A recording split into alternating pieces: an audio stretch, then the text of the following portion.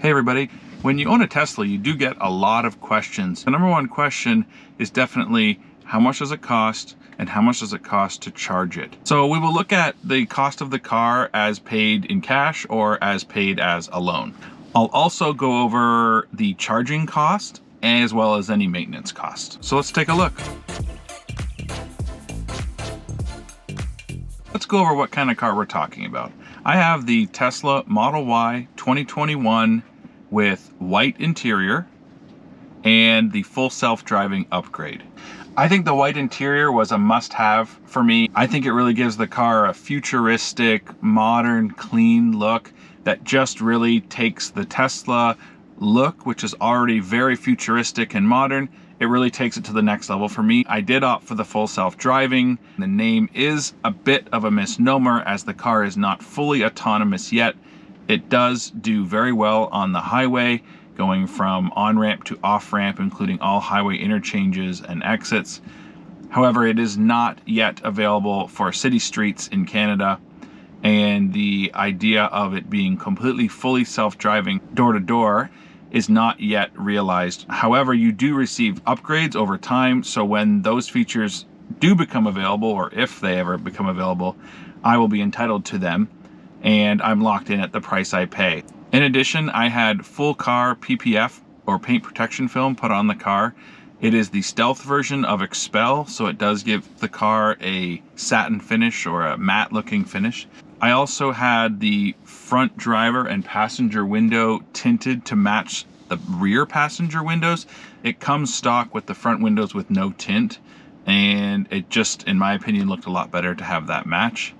And I also did a ceramic coat on top of the PPF on the whole car. Here is the motor vehicle purchase agreement. As you can see, they do break it up a little bit oddly. I believe it's so that certain provinces and states can qualify for government discounts if they come under certain amount thresholds. So you can see the total cost, including delivery and fees, but not including taxes, is $81,780.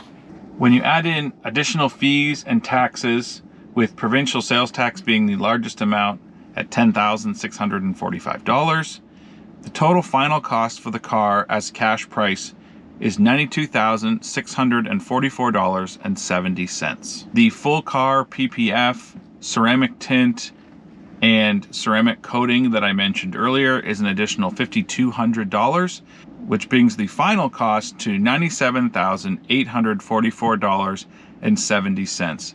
If you were to purchase this car as a loan, the website shows a price of $871, but that does not include taxes and fees that are added after. Assuming the same $7,500 down for 96 months at 3%, the total monthly cost would be $998.71, which equates to a cost of borrowing of about $10,700.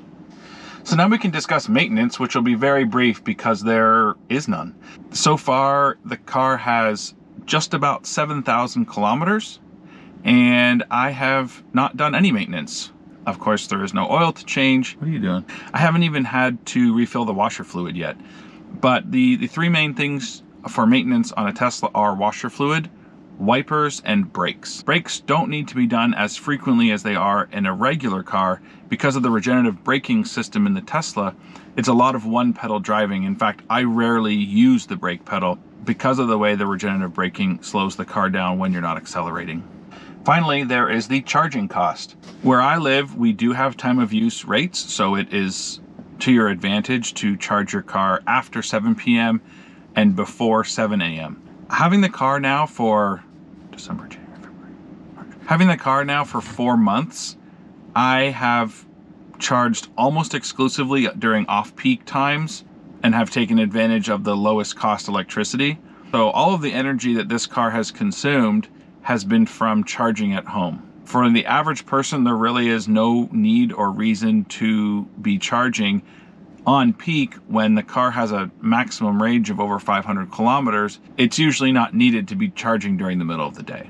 Since I got the car about 4 months ago, I have used 1,392 kilowatt hours of energy. Where I live off peak, it's 8.5 cents per kilowatt hour.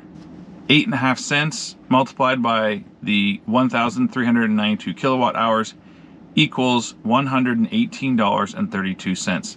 That works out to about 1.7 cents per kilometer driven. So that's the total cost of my Tesla Model Y and the cost to maintain it and operate it. If you have any questions, please leave a comment down below. If you enjoyed the video, please hit the like button. And if you want to see some more content like this, subscribe. Thanks a lot. We'll see you in the next one.